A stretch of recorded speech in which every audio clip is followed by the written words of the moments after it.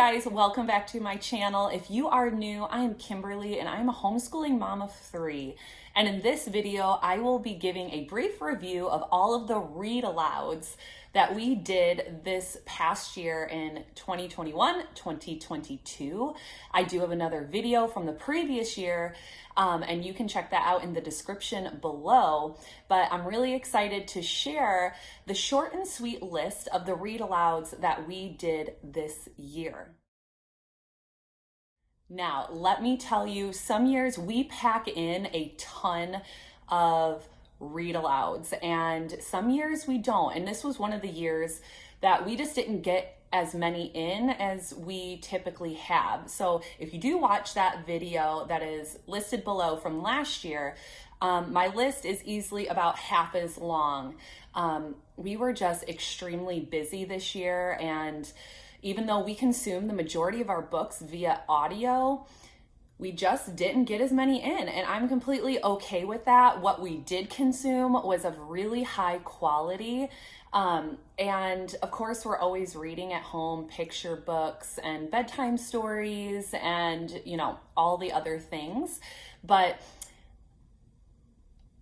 this year, the list is just a little shorter. So let's hop into it. All right, so this is in no particular order, and the first book is A Little Princess. And you know what? We listened to this book on LibriVox. And LibriVox, if you don't know what it is a free app that you can put on your phone or in a tablet, and I absolutely love it. Like hundreds of thousands of free books that are in the public domain are on this app. And free volunteers narrate these books, every single genre that you could possibly think of, from children, adult, mystery, nonfiction, obviously regular fiction. The sky's the limit. Every genre that you can possibly think of is on LibriVox.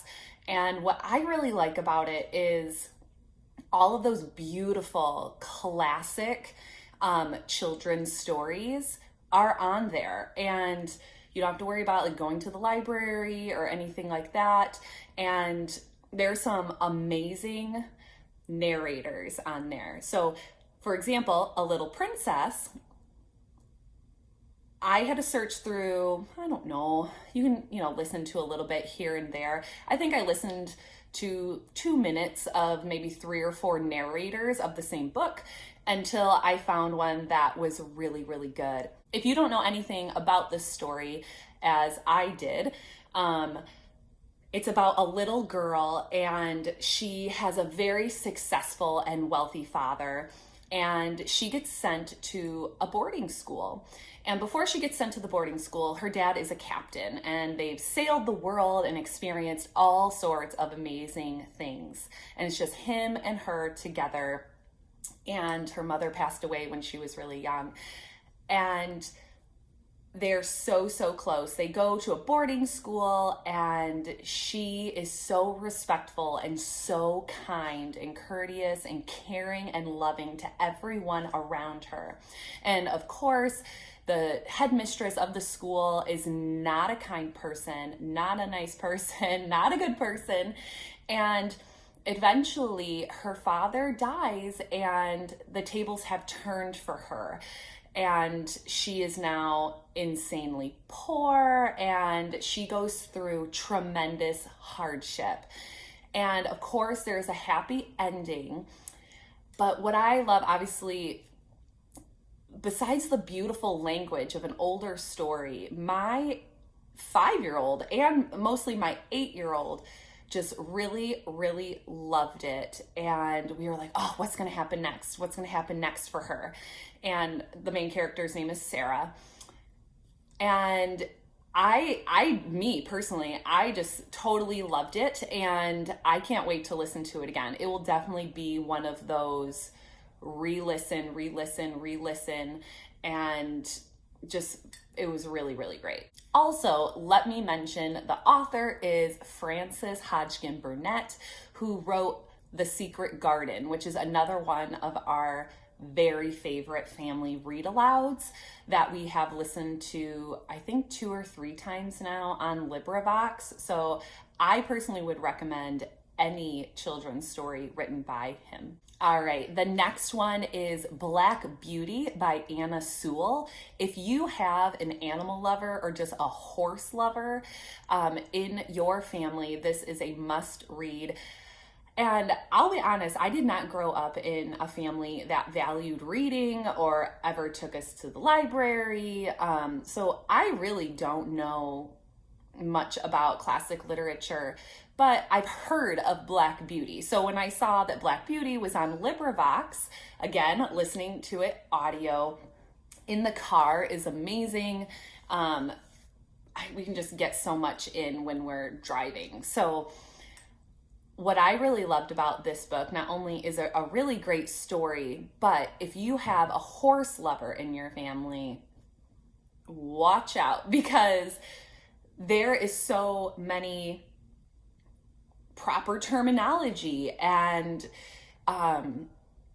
just facts and things about horses that I was like, wow, didn't know that before. And also, this particular book is written as a narration from the horse's point of view. So it is the horse, Black Beauty, that is telling the story of what it's like to, from its birth with its mother, from then being trained, and what it was like for the horse, the pain and the suffering. Nothing brutal or anything. And, good things happened, how the horse liked it, to being, trained as a super young horse and then sold to an affluent family. And then the affluent family selling the horse again to a less affluent family. And then, as Black Beauty gets older, he ends up being just sold like basically more into poverty. He ended up getting injured. And so back in the Victorian era, you wanted horses that were gorgeous and perfect and didn't have, any type of scar or scuff or anything on its body. And the horse ends up as like a cab horse in London, but it does end with a happy ending. But it was just so fascinating. I never thought about, I don't own horses. So what a life of a horse would have been like in the Victorian era of England, written from the horse's perspective. It was really cool. It took my 8-year-old a little bit of time to get into the story, but once, not that it was slow or anything, she was just like, I'm not sure I want to listen to, a book about a horse. But once you got into the story, it was really great. All right, the next one I have is The Other Side of the Mountain. And that is the sequel to the book My Side of the Mountain.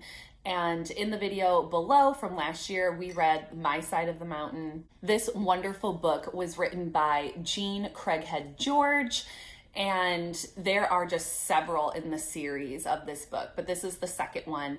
And it's a continuation of the story of My Side of the Mountain. So the main character, Sam Gribley, it's all about him continuing to live in the mountains, but now his sister is with him, and they couldn't be any more different.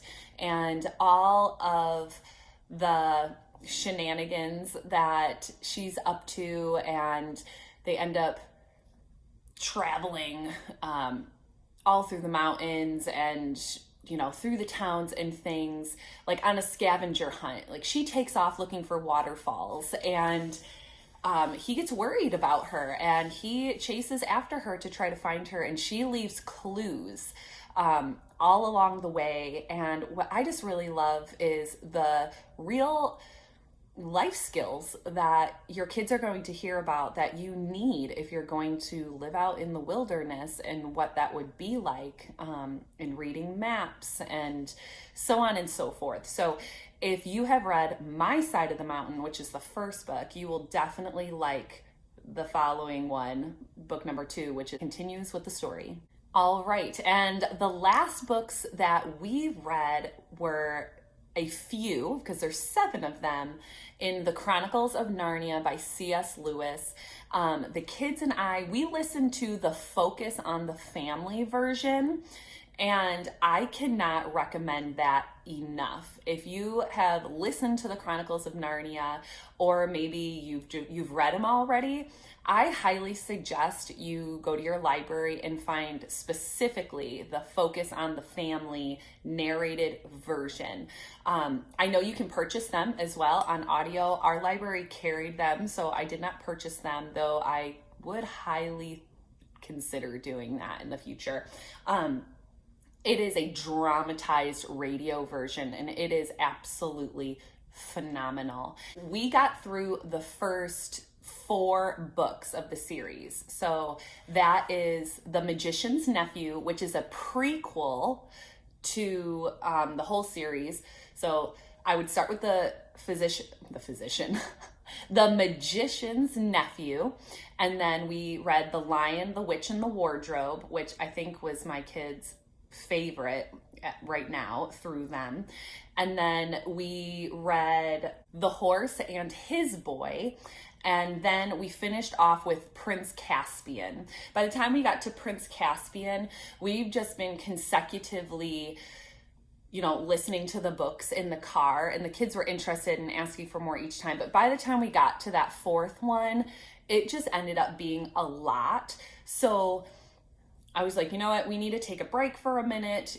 This is like really high quality stuff. And we were just like finishing one, on to the next, finishing one, and on to the next. So we listened to all 4 of those books in maybe 2 to 3 months. So, it was a lot of content. But what I truly love, if you've never read the Narnia books or listened to the Narnia books, as I never did growing up, and I never heard of the Chronicles of Narnia until I was like researching homeschooling before my first child was born. I was like, what is that? Who's C.S. Lewis? I had no idea. We just did not grow up in a home that had a culture of books.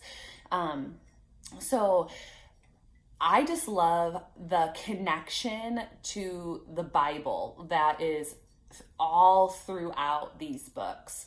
And when you start listening to them, and what I thought was so beautiful is that my 8-year-old, she was 7 at the time when we started these, she recognized the connection right away. She's like, Mom, these characters sound like Adam and Eve, and